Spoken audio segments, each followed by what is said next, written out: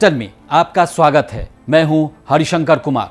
Bharatiya Janata party अगले साल 2024 के लोकसभा चुनाव से पहले इस वर्ष होने जा रहे 5 राज्यों के विधानसभा चुनाव में शानदार प्रदर्शन सुनिश्चित करना चाहती है। इसके लिए पार्टी ने पश्चिम बंगाल और त्रिपुरा के प्रयोगों को दूसरे प्रदेशों में दोहराने का फैसला किया है। इसकी एक झलक मध्य प्रदेश विधानसभा चुनाव के लिए जारी उम्मीदवारों की दूसरी लिस्ट में दिख पड़ी। बीजेपी ने एमपी चुनाव के लिए 3 केंद्रीय मंत्री समेत कुल 7 सांसदों को टिकट दिया है। साथ ही कैलाश विजयवर्गीय जैसे प्रभावशाली और चर्चित चेहरे को भी इंदौर 1 सीट से विधानसभा चुनाव का टिकट दिया है।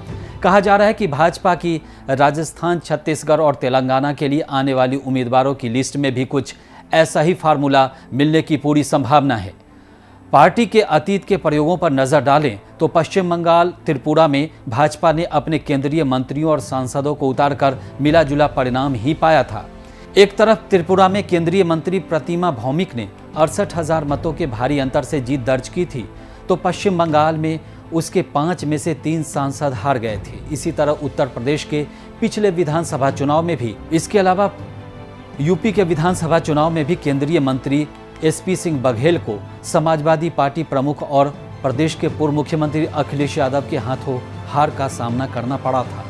तो सवाल है कि बहुत प्रभावी परिणाम नहीं आने के बाद भी बीजेपी अपने सांसदों को प्रदेशों के चुनाव में चौसर में क्यों धकेल रही है। अब सबसे बड़ा सवाल यह है कि पहले इसके प्रयोग बहुत बेहतर नहीं हुए, फिर भी बीजेपी इस प्रयोग को दोहराना क्यों चाहती है। प्रदेशों के चुनावों के चौसर में आखिर अपने उम्मीदवारों को क्यों धकेलना चाहती है। बात यह है कि केंद्र की राजनीति में प्रदेशों से भेजे गए नेता भले ही चुनावों में अपनी जीत सुनिश्चित नहीं कर पाते हो, लेकिन उनके असर से आसपास के क्षेत्रों में भाजपा को फायदा मिल जाता है।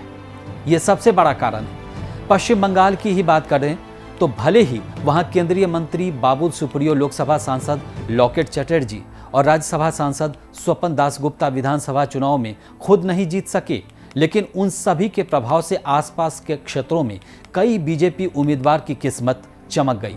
पश्चिम बंगाल के पिछले चुनाव में बीजेपी को 77 विधानसभा सीट, 5 साल पहले ये संख्या सिर्फ 3 तक सीमित थी। इसी तरह उत्तर प्रदेश की करहल सीट पर केंद्रीय मंत्री एसपी सिंह बघेल सपा प्रमुख अखिलेश यादव से हार गए, लेकिन उन्होंने पूर्व मुख्यमंत्री को अच्छी टक्कर दी। अखिलेश को 1,47,237 वोट मिले, जबकि एसपी सिंह बघेल को 80,455 वोट हासिल हुए।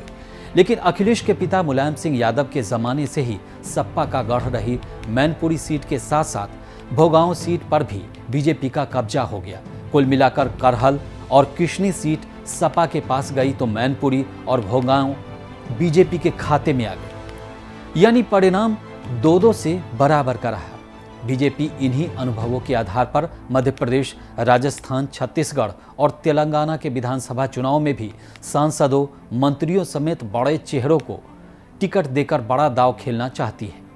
सबसे पहला और बेहद महत्वपूर्ण कारण तो ये है कि किसी सांसद का आसपास के उन 5-6 विधानसभाओं पर वर्चस्व होता है जिनसे मिलकर एक लोकसभा क्षेत्र बनता है। वो सांसद निधि से अपने लोकसभा क्षेत्र में आने वाले सभी विधानसभा क्षेत्रों में विकास कार्यों को अंजाम देते हैं।